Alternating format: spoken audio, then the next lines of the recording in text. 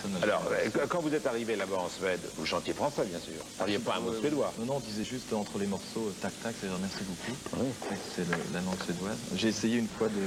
On m'avait filé une traduction en suédois, mais... Non, mais comment ça s'est passé la première fois sur scène face à des...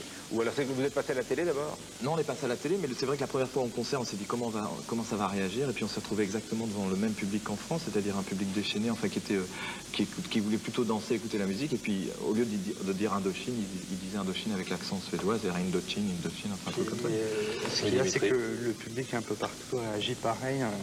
Ce qu'on a remarqué, c'est qu'ils chantaient les paroles. Alors qu'ils ne parlent pas un mot de français, j'imagine. Bah non, ce qui se passait, c'est que soit il y en avait qui étudiaient le français, donc qui demandaient à leur prof de français de traduire les paroles, soit il y en avait qui se débrouillaient toujours pour avoir un peu la traduction. Puis ensuite, phonétiquement, sur le disque, ils rechantaient les paroles. Et vous êtes retourné depuis en Suède? On y est retourné, la dernière fois c'était en 86, et là on va y retourner je pense au mois de mai, juin, on attend, parce que tout dépend, parce que comme là il y a le... Et honnêtement, la dernière fois vous avez fait combien de spectateurs? Et combien de télé, combien de spectateurs? À Stockholm on avait fait 6000, oui. Je sais plus, dans les autres villes c'était 4000 à peu près. Et en télé? En télé, c'est-à-dire en moyenne. Combien vous avez fait de télé différentes là-bas? Mais il n'y a que deux télés. Il n'y a que deux télés. Le problème justement en Suède c'est une télévision très... comment dire, éducative, c'est-à-dire... très accordéon. Vous devez quand même étonner un peu. Donc ils regardent plutôt des vidéos ou alors des programmes rock qui sont par câble. En tout cas, voilà ce qui vous a donné l'idée d'aller faire tous les autres pays ensuite. Ben, c'est eux qui viennent nous chercher. Nous, on est vers le Pérou, ils nous ont dit un jour, le disque est sorti, ça marche, on n'en croyait pas, et puis... Un jour, on va peut-être exporter les nuls comme ça. En attendant, ils nous font le journal inattendu, le journal des nuls, dans un instant. Aujourd'hui, Indochine, premier groupe français, il n'y a pas de doute, personne ne conteste plus aujourd'hui ce titre, et ce, en 5 ans de carrière seulement, ça vous fait rire, il y a de quoi, ça, c'est vrai. Non, c'est les nuls, en plus, qui vous font des grimaces. C'est pas, Nicolas, c'est Stéphane qui a travaillé ici, qui a un peu de... Ouais, il avait fait avec Chabat, le 4C+, là, il s'était bien marré. On s'est gouré, on a gardé le mauvais, quoi. On a gardé Chabat, on a laissé partir l'autre. Pas de chance. Non, c'était dans 4C+, et c'était aux heures pionnières de Canal+.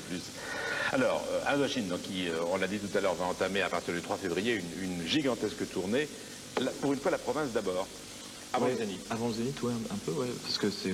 disons qu'on amène exactement le même show au Zénith qu'en province, quoi. Donc ça fait beaucoup de matériel, etc.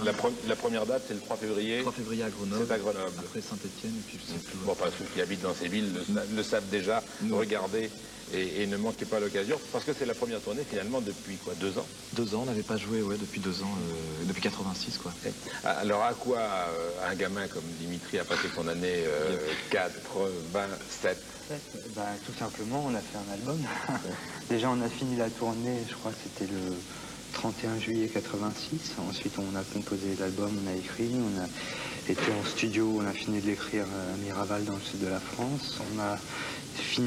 On a commencé à enregistrer, on a fini de faire des choses comme ça aux Caraïbes, des mixages, et puis à Londres aussi. Des choses.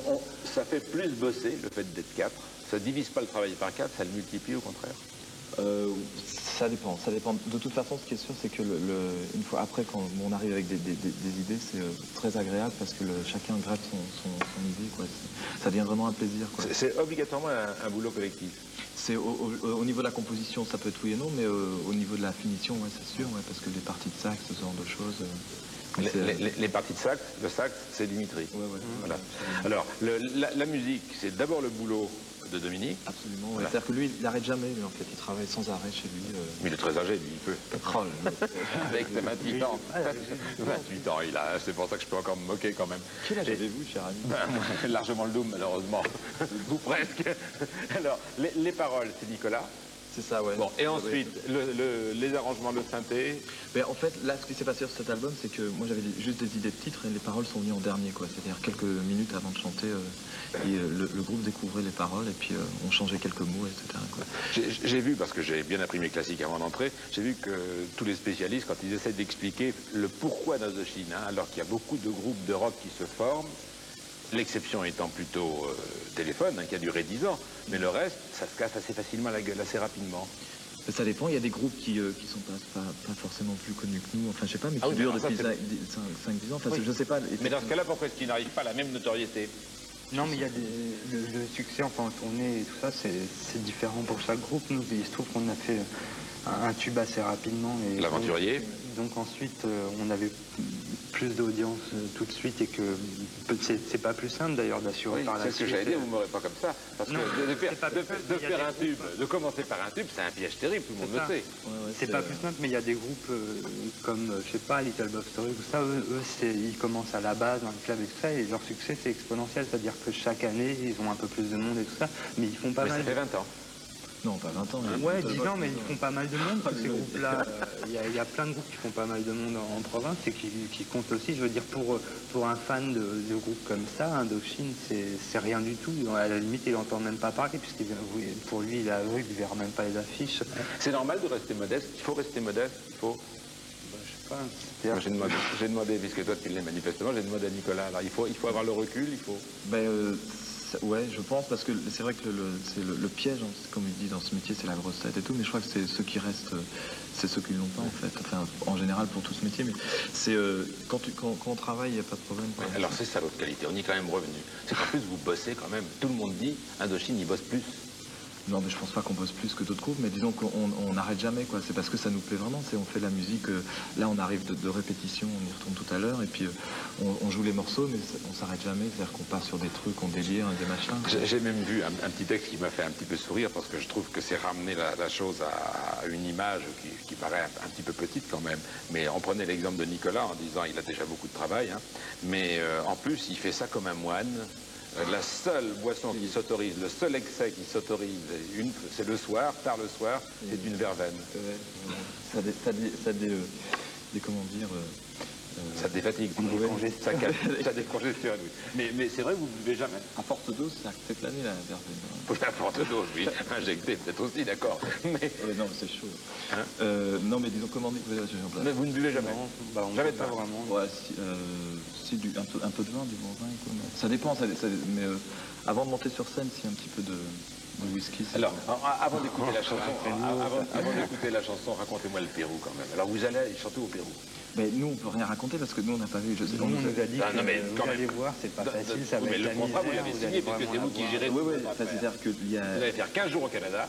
15 jours au Canada et puis 4 concerts à Lima et ils nous ont dit c'est 4 stades de 20 000 personnes. De là, on ne sait pas plus. Il y a des gens à nous qui ont été voir et quand ils sont arrivés dans l'hôtel, ils appelaient ça la délégation Indochine. C'est Jean-David, notre secrétaire. Les gens les touchaient. Donc ça va être partie d'Indochine. D'accord, mais ça veut donc dire que vous êtes déjà très connu là-bas, vous avez déjà vendu des albums là-bas. Le disque en fait, Angelan nous a dit votre album du Zénith marche bien, il s'est vendu à 5 000 exemplaires. Et là maintenant on est à 100 000. 5 000 exemplaires 100 000 là maintenant. Comme il dit. Enfin, disque d'or, je sais pas quoi. Enfin, Mais là-bas Ouais, Il y a du disque pirate et tout ça. Et en français, hein. Oui, en français, dans un pays de 10 millions d'habitants. Mais bon, Ce qui avait l'air d'un petit détail, je laisse seulement le public écouter quand même. C'est quand on dit la chanson française elle marche pas, ben eux je sais pas comment ils font, mais ils en vendent dans 27 pays. Et c'est vrai que la tournée va les emmener non seulement au Pérou, mais aussi en Australie, au Japon aussi. Au Japon au mois de mai et puis en Autriche. Un jour vous attaquerez les... Non mais il me redit tout le temps les Belges. On sait bien, la Belgique c'est votre deuxième club de fans.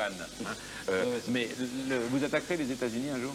Ben, le problème qu'il y a justement avec les États-Unis, c'est que c'est un des seuls pays qui n'a pas voulu nous. Bon, déjà la vidéo des Tsars leur a pas plu tellement parce qu'il y avait Reagan qui se baladait, donc ils l'ont interdite à MTV. Et en plus, eux, ils veulent vraiment que de l'anglais, quoi. Il y a l'Angleterre et les États-Unis veulent qu'on chante en anglais, quoi. On va dans les pays qui nous demandent, on n'a pas tellement envie d'aller faire des concerts sponsorisés par le ministère de la Culture ou dans un club pour les enfants des lycées français. C'est une demande, c'est la loi du marché. On y va quand on nous demande, mais c'est pour ça que pour le moment, les États-Unis, ils nous demandent pas vraiment. Mais c'est quand même une belle illustration de ce que certains disent, à savoir que c'est vrai, les États-Unis, eux, mine de rien, contrairement à ce qu'on fait ici, où on laisse entrer tout le monde, y compris les anglo-saxons, eux là-bas... Il ne faut pas avoir de complexe. Oui, sauf qu'ils voulaient pas entrer. Ultravox, ils n'ont jamais vendu un disque aux États-Unis, pourtant ils sont très très forts en Europe. On n'a peut-être pas envie d'y rentrer, surtout. Ouais.